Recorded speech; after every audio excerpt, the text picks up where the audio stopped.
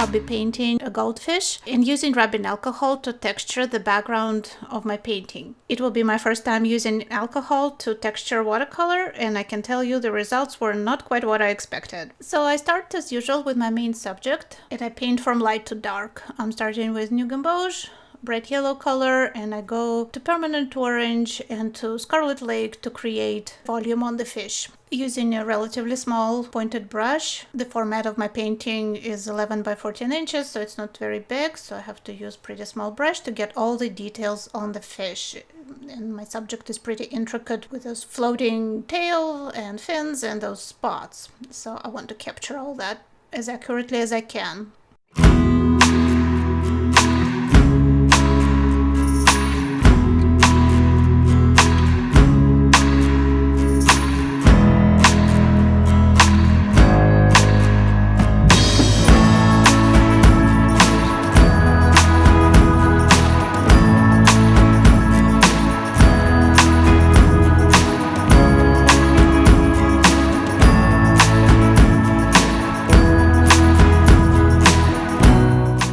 Using mineral violet to create those dark stripes and spots on the fish.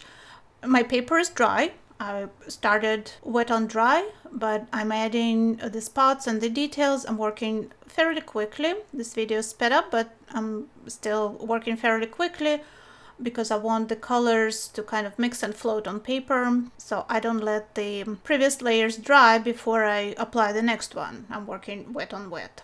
Very diluted ultramarine blue for the shadows on the tail and the fins. And that's it for the fish for now. I'll let it dry a little bit, and now I'm going to paint the background. I showed this technique in several of my videos, as recently as this goldfish's aquarium mate that I posted last week. So this technique is called negative painting, and we usually use it when we have a lighter subject on a darker background in watercolor. So again, lots of ultramarine blue, and I'm also mixing in some other colors, phthalo blue in combination of scarlet lake to create those very dark areas. So have you used rubbing alcohol to texture watercolor? If you have, let me know in comments, or if you're interested in this technique, let me know as well. And if you have tried it, please let me know how were the results. Were you pleased with them? Okay, my background is ready overall, so I'm using a smaller brush to kind of soften the edges. The body of the fish is rounded, so the edge is not going to be hard, otherwise the fish will appear flat. And also the tail and the fins are kind of semi-transparent, so I'm going to create that effect, kind of disappearing effect, by softening the edges as well. Not all of them, but just some. My background lightened, of course, after it dried. That's watercolor, it always gets lighter when dry, so I'm going to add another layer of paint. Again, the same color is ultramarine blue and phthalo blue in combination with scarlet lake to achieve very dark areas. I think that high contrast really works to my advantage. You know, the fish really pops on darker background. The difficulty painting something like that you have to work around your subject with watercolor. It's not like acrylics where we can paint on top of dark colors with lighter colors.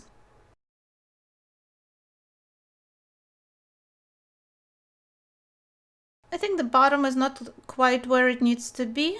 I used a bit of lemon yellow combined with cobalt purple deep, and I'm adding a little more blue to it. I don't want the background to be uniformly blue, so a little variety never hurts.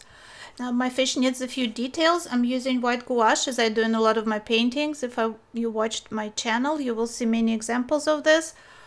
Opaque gouache allows me to add small details to the fish, and I also go back to watercolor with a small number 4 liner brush to add the details. Now the fish is dry, paint is not going to float, and I'll be able to add fine details like on the fins and on the face.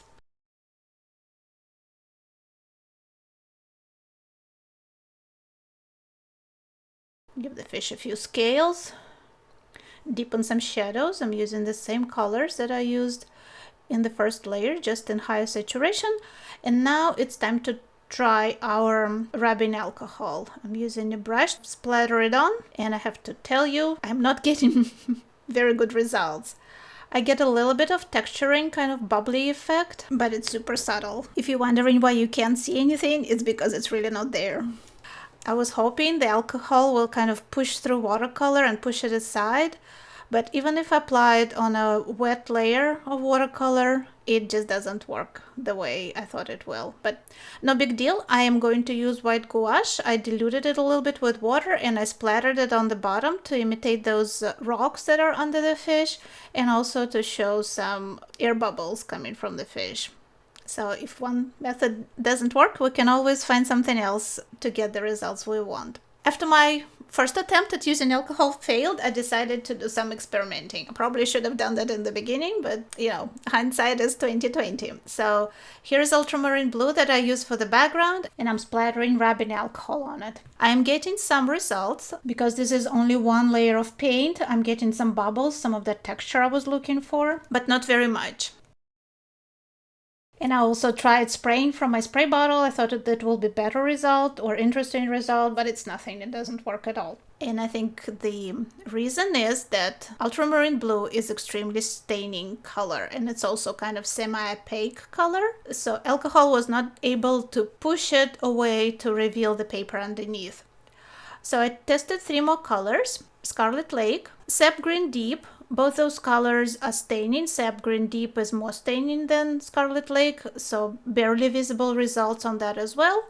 And then Cobalt Blue is a non-staining color. It's very easy to lift it, and that's what alcohol did to it. It pushed it away and revealed the white paper underneath, and I got a very pronounced texture.